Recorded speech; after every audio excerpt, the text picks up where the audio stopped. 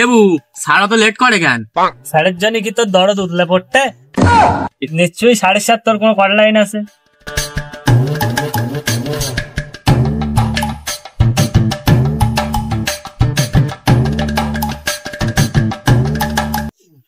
তুমি এসো, যাও এর কোলে গিয়ে বসো।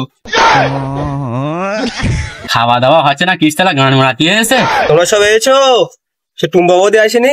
স্যার সে এখনো মদ্দা মেরেছিল, আসেনি। স্যার ওর 8-10টা ছেলে পিলে, ও এইসব সামলাবে না কিস্তি দেবে? ও যেখানে যায় যাক, আমার সময় মতন কিস্তি দেওয়া লাগবে। কিস্তির টাকা নিয়ে আমার অফিসে যেতে হবে। যদি না যায় আমার মেয়েরে পদের শাল তুলে দেবে।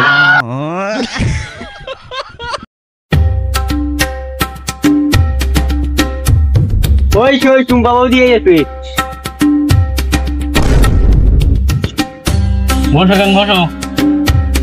তোমরা সব এসো, তোমরা সব এবার টাকার বই বের করো।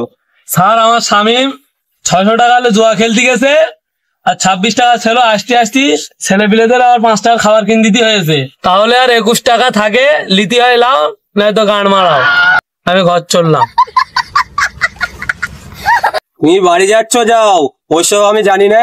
আমার কিস্তি দিতে হবে। কিস্তি যদি না নিয়ে যায় অফিসে, তা স্যার আমার রক্ত কুকুর দিয়ে খাওয়াবে। কিস্তি যদি না দাও, আমি তোমার পেছন তোমার বাড়ি যাবো। এমন ওর দিন এই রক্ত খেয়ে বেড়া, তুই আসিস তাই।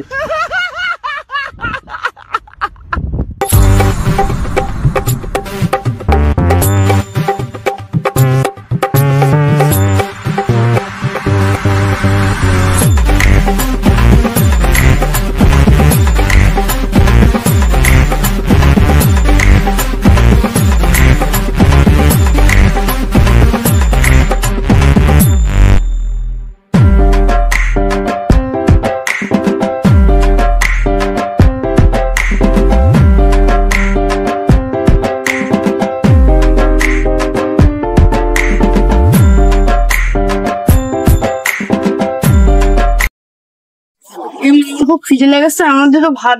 তুই তো ভাত খাওয়ার নাম বলতেছিস। 26 টাকা কিস্তি, 600 টাকা তোর বাপলে দুয়াই হিরে গেছে, আর থাকে 26 টাকা। ভাইগা 5 টাকা খাবার কিনে দিয়েছি, তার থেকে 21 টাকা স্যার কিস্তি লেগে। চিন্তায় মাথা চুল খাড়া হয়ে যাচ্ছে, তুই ভাত খাওয়ার নাম বলতেছিস। ভাত দেবো রক্তটা এই 7 দিন। বৌদি মেরো না, মারবো না রক্তটা, দাঁড়া তুই একটু সেনাবাহিনী লেগে দিচ্ছি।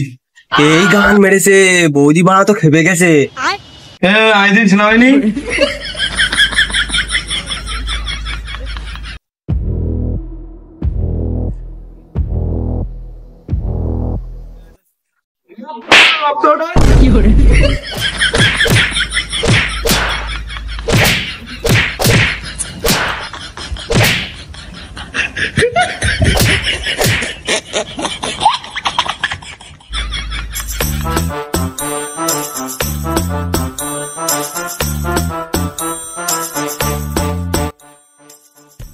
জীবনটা ভালোই চলছিল, হঠাৎ করে কিস্তি চালা হয়ে জীবনটার পুরো গান মরে গেল।